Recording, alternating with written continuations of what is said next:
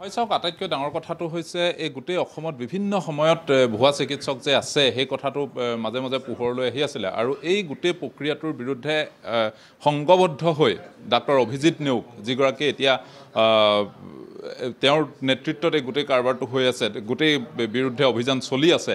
Doctor Abhijit Neog তেওঁ 2023 চনত গুৱাহাটী উচ্চ ন্যায়ালয়ত এখন ৰাজহুৱা স্বাৰ্থজড়িত আবেদন দাখিল কৰিছিল এই ভুৱা চিকিৎসকসকলক চিনাক্ত কৰিবৰ বাবে।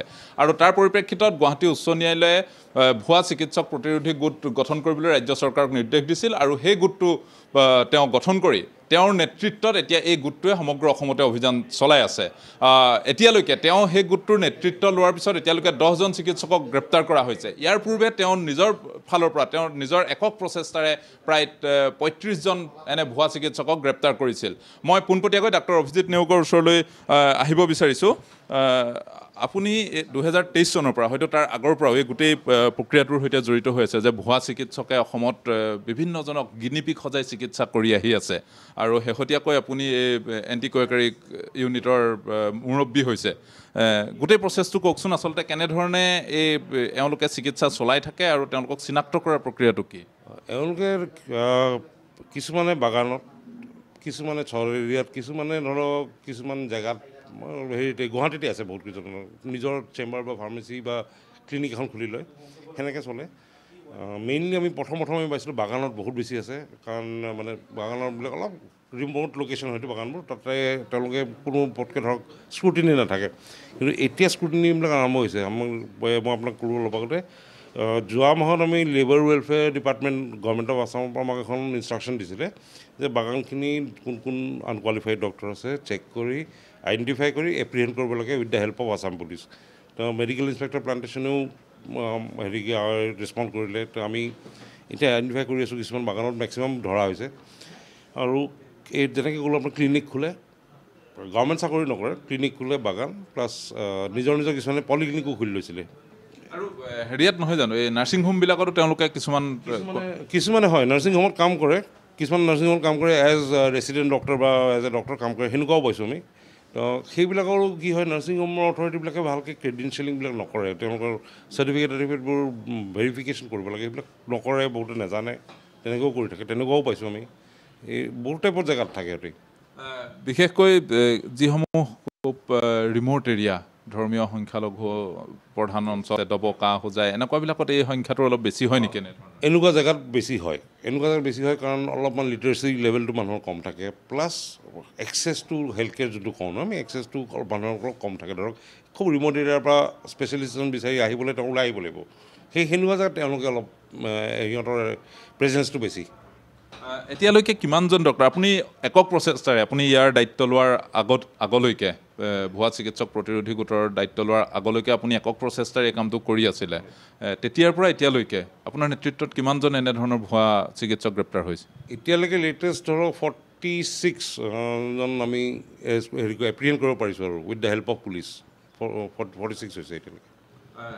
আৰুতো এনেকুৱা ধৰণৰ বহুত আছে যিসকলক আপোনালোকে ধৰক চিনাক্ত কৰিবলৈ প্ৰচেষ্টা চলাই আছে, তথ্য লাভ কৰিছে, উপযুক্ত তথ্য লাভ কৰা নাই, বিভিন্ন স্থানত আছে গুৱাহাটীতে আছে বহুতকেইজন, যিকেইজনৰ ওপৰত আমি এতিয়া হেৰি কৰি আছোঁ, সেইবিলাক এভিডেঞ্চবোৰ গোটাই আছোঁ।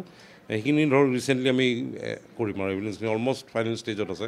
ৰিচেণ্টলি FIR ফাইল কৰিম। গুৱাহাটীতে 4-5জন আমি আইডেণ্টিফাই কৰি থৈছোঁ।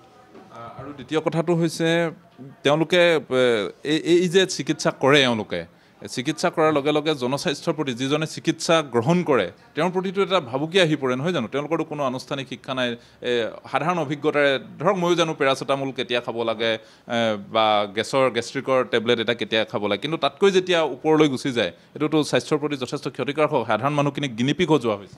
এইটো ধৰক এণ্ডেঞ্জাৰিং পাব্লিক ছেফটি বুলি যিটো আমি কওঁ, এক নম্বৰটো তেওঁলোকে সেইটো কৰি আছে, এণ্ডেঞ্জাৰিং পাব্লিক ছেফটি। ছেকেণ্ড তেওঁলোকে কৰে কি, এইটো ক্ৰিমিনেল ব্ৰিচ অফ ট্ৰাষ্ট হয়। এজন পেচেণ্টে যেতিয়া ডক্টৰৰ ওচৰত যায় সেইটো অকণ গুড ফেইথ যায়।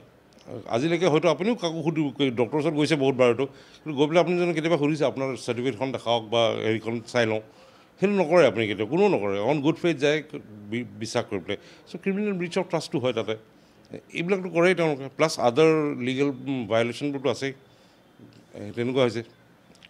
এতিয়া কথাটো হৈছে আমাৰ নিচিনা সাধাৰণ মানুহ যিখিনিয়ে চিকিৎসকৰ বিষয়ে খুব নাজানে কিন্তু জানে যে ভুৱা চিকিৎসক থাকিব পাৰে তেওঁলোকে কি কৰিব পাৰে যে ভুৱা চিকিৎসক হ'ব পাৰে এটা তেওঁলোকৰ মনত ধাৰণা এটা আহিছে তেওঁলোকে কি কৰিব পাৰে মানে চাওক এতিয়া তেওঁলোকে ৰেজিষ্ট্ৰেশ্যন নম্বৰটো চাব পাৰে মানে এইটো NMC নেশ্যনেল মেডিকেল কমিশ্যনত ইণ্ডিয়ান মেডিকেল ৰেজিষ্টাৰ বুলি এটা বস্তু আছে সেইটো পাব্লিকৰ কাৰণে এক্সেচিবল হয় এতিয়া ৰেজিষ্ট্ৰেশ্যন তাতে যদি ইণ্ডিয়ান মেডিকেল ৰেজিষ্টাৰ বুলি আপুনি গুগল কৰে তাতে অপশ্যনছ কিছুমান আহে আপুনি ডক্টৰজনৰ নামেদি চাব পাৰে তেওঁৰ ৰেজিষ্ট্ৰেশ্যন নম্বৰ দি চাব পাৰে কোনখন ষ্টেটৰ আছে সেইটো চাব পাৰে চ' আপুনি ৰেজিষ্ট্ৰেশ্যন নম্বৰটো তাত যদি টাইপ কৰি দিয়ে তেতিয়া লিষ্টখন ওলাই আহে সেই ৰেজিষ্ট্ৰেশ্যন নম্বৰ বহুত কেইজন থাকিব পাৰে কিন্তু বেলেগ বেলেগ কাউন্সিলৰ হ'ব যদি সেই ইণ্ডিয়ান মেডিকেল ৰেজিষ্টাৰত তেওঁৰ নামটো আছে তেওঁ জেনুইন ডক্টৰ হয় কিন্তু সেইটো চব মানুহে নাজানে আৰু আমাৰ এতিয়া ধৰক এণ্টিবায়'টিক্সটো আমি জাষ্ট আজি কেইমাহমান হৈছেহে খোলা তো আমি এতিয়া এটা হেৰি কৰিছোঁ এটা টল ফ্ৰী নাম্বাৰৰ কাৰণে আমি সেইটো মষ্টলি খুব সোনকালে পাম টল ফ্ৰী নম্বৰটো পোৱাৰ লগে লগে আমি সেইটো পাব্লিক কৰি দিম নম্বৰটো